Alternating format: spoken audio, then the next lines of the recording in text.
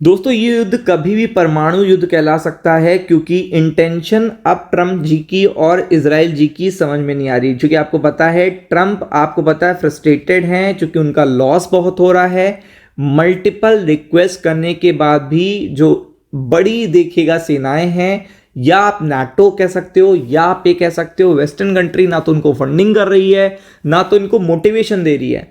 तो इस फ्रस्ट्रेशन से देखिएगा निकलने के लिए ट्रंप कुछ भी कर सकते हैं और ये भी कर सकते हैं कि बैकफुट पे ला सकते हैं किसी कंट्री को।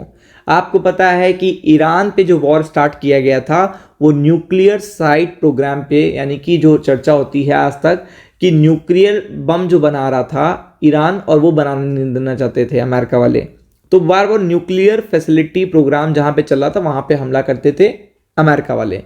तो इसी पे देखिएगा बताया जा रहा था कि कोई एक ऐसी मिसाइल बना रहा है चाइना की मदद से जो यूएस तक पहुंच जाए, या कोई न्यूक्लियर ऐसी चीज बना रहा है जो यूएस तक पहुंच जाए। ऐसा उनका कहना था ट्रम्प का वॉर स्टार्ट करने से पहले, और इसी बेसिस पे उन्होंने वॉर स्टार्ट करी। अब देखिएगा वो वॉर बंद नहीं कर पा रहे हैं क्योंकि लॉस बहुत हो रहा है, पैसा बहुत लग रहा है, ईरान बैकफुट पे आ नहीं रहा, ईरान घुटने नहीं टेक रहा। सारी कंडीशन करके देख ली है, ईरान अपनी अडिग देखिएगा सोच पे है कि ट्रम्प के कहने से वॉर नहीं रुकेगा, ना हम स्ट्रेट ऑफ हॉर्मुज खोलेंगे, हम ऑयल के प्राइसेस को $200 पे ले जाएंगे, फला फला फला। तो आप समझ सकते हो ये चीज देखने को मिल रही है। और ऐसे में ईरान देखिएगा यहाँ पे क्या कर रहा है, ईरान पे यूएस ने और इजराइल ने मिलकर देखिएगा क्या कर दिया, अटैक कर दिया इसकी न्यूक्लियर फैसिलिटी साइट के आसपास। अब आप समझ सकते हो कि ये कितना सेंसिटिव मैटर है, यानी कि जो मैटर है ये ही बहुत सेंसिटिव हो जाता है, ये सिचुएशन बहुत सेंसिटिव हो जाती है। अब आप समझ सकते हो कि अगर ये लीकेज हो जाए कहीं पे तो अपने आप ये बहुत बड़ी देखिएगा ये चीज़ ही बहुत अलग निकल जाएगी। मतलब ये हंसी मजाक के दायरे से अलग चला जाएगा वॉर।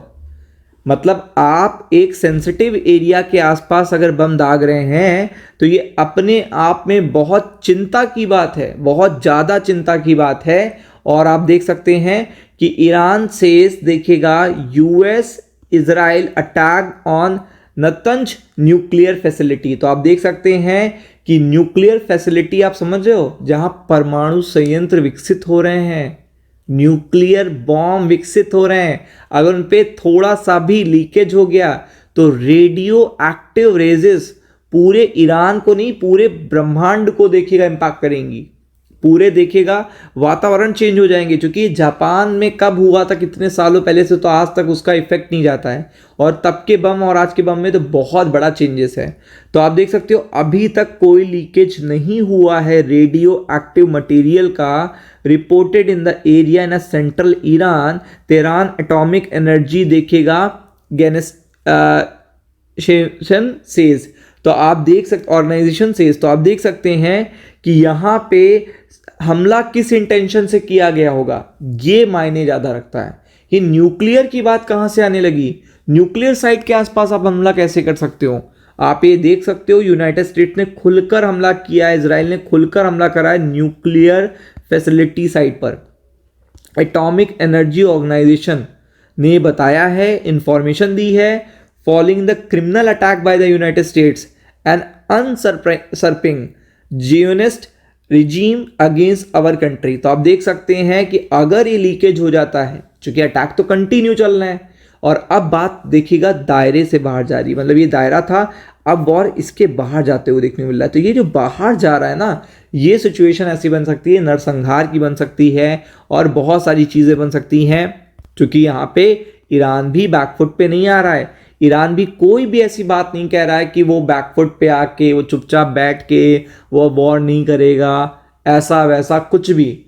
बट ऐसा बिल्कुल भी नहीं है। आप देख सकते हो ये पूरी तरीके से देखिएगा टारगेट पे है और ईरान देखिएगा यहाँ पे बात समझ नहीं पा रहा है। और अगर कोई अनहोनी घटना हो जाती है तो ये पर्टिकुलर वॉर परमाणु वॉर में तब्दील हो सकता है। एनी टाइम ये हो सकता है, क्योंकि दूसरा अटैक है फिर से न्यूक्लियर फैसिलिटी साइट के आसपास, ये दूसरा अटैक है और कहीं अटैक वहां से होता है और लीकेज हो जाता है तो फिर इस पर्टिकुलर वॉर को देखिएगा बढ़ने से कोई नहीं रोक पाएगा और ये चीजें अलग चली जाएंगी और इसमें हथियार भी परमाणु यूटिलाइजेशन होने लगेंगे। तो आप समझ सकते हैं, तो थोड़ा सा प्रिपेयर्ड रहिएगा अपकमिंग वीक के लिए। राम राम।